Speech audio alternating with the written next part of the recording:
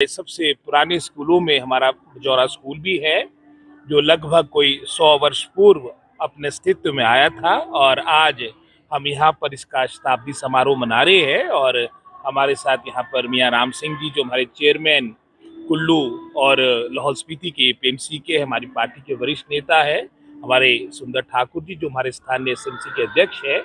इनके आग्रह पे ये आज कार्यक्रम यहाँ पर रखा गया और निश्चित रूप में इस विद्या के मंदिर से अनेकों अनमोल मोती निकले हैं और ये सब के लिए जो यहाँ पर उपस्थित हमारे सभी जो वरिष्ठ लोग आए हैं वो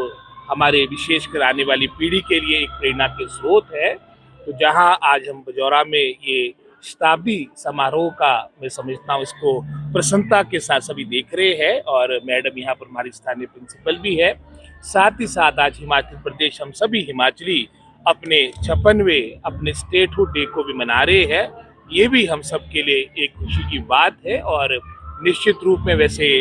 मैडम प्रिंसिपल ने मियाँ राम सिंह जी ने अपने संबोधन में जो यहाँ की स्थानीय समस्याएं हैं, जैसे अभी रहमत अली जी ने भी ये बात रखी, इसमें विशेष रूप से उन्होंने एक मैदान की बात कही है। इसके अलावा भी कुछ पोस्टें क्रिएट करने की, कुछ और यहाँ का आधारभूत ढांचा और भविष्य में सुदृढ़ हो, उसके लिए निश्चित रूप में शिक्षा विभाग प्राथमिकता के आधार पे आने वाले समय में चरणबद्ध तरीके से उसका समाधान निकालने का हर संभव प्रयास करेगा।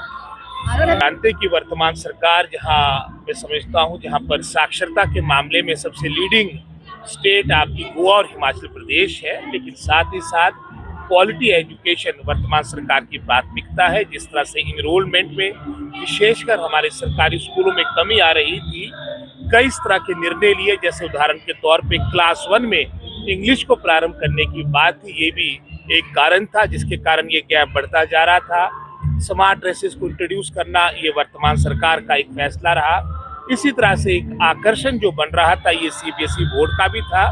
जहाँ वर्तमान में पूरे हिमाचल प्रदेश में 1988 सीनियर सेकेंडरी स्कूल है, उसमें प्रथम चरण में लगभग 130 के आसपास आपने सीनियर सेकेंडरी स्कूल्स को सीबीएसई बोर्ड के साथ एफिलिएट किया गया है। और सोचिए कि क्वालिटी एजुकेशन आने वाले समय में विशेषकर हमारे सरकारी स्कूलों में भी हो और एक तरह की प्रतिस्पर्धा, एक कंपटीशन हमारे एचपी एजुकेशन बोर्ड के साथ हमारे सीबीएसई बोर्ड का रहे। तो इस सोच के साथ ये हमारे 130 स्कूल में इसको इंट्रोड्यूस किया गया है। तक ये मैं समझता हूँ मात्र हिमाचल प्रदेश से अन्य स्टेटों ने भी कई मैं समझता हूँ इसको प्रारंभ किया है और निश्चित रूप में जो हमने फैसला किया है वो बोर्ड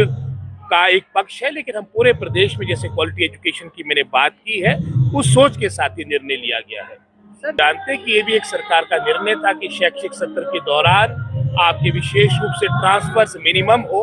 और उसी सोच के साथ पिछले 2 वर्षों से हमारी सरकार ने ट्रांसफर्स आपकी यानी 31 मार्च के आसपास रखी है, ताकि जब आपका अकेडमिक सेशन आपका कंप्लीट होगा उसके उपरांत करेंगे। और इसी तरह से आपने देखा होगा कि 2016 के उपरांत आपकी जो पहली आपकी रेगुलर डीपीसी पर प्रमोशन हुई है प्रिंसिपल की, वर्तमान सरकार के दौरान अभी हाल में पिछले महीने हुई है और लगभग इसमें कोई 800 आपके भिन्न भिन्न श्रेणियों से, यानी कोई आपके लेक्चरर से, कोई आपकी हेडमास्टर की कैटेगरी से लगभग कोई 800 प्रिंसिपल्स की आपकी नियुक्ति हुई है, प्रमोशन हुई है। और इनको भी अगले महीने यानी मतलब मार्च के महीने में इनको स्टेशन दिया जाएगा, ताकि जो 2-3 महीने का समय शेष आपका अकेडमिक सेशन का रहा हो, इस दौरान बच्चों की पढ़ाई प्रभावित ना हो।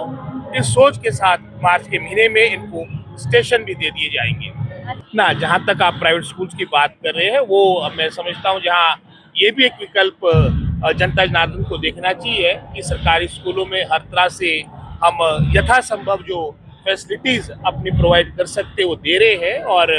विशेष रूप से अगर प्राइवेट स्कूल्स की बात, उसके लिए अलग से आपकी अथॉरिटी है, इसके माध्यम से अगर कोई इस तरह की शिकायत है, कंप्लेंट है, आपत्ति है, आप उनको भी संपर्क कर सकते हैं। नहीं तो शिक्षा विभाग में अगर व्यक्तिगत रूप से कोई इस तरह का संस्थान है, स्कूल है, लेकिन वही है कि अब अल्टीमेटली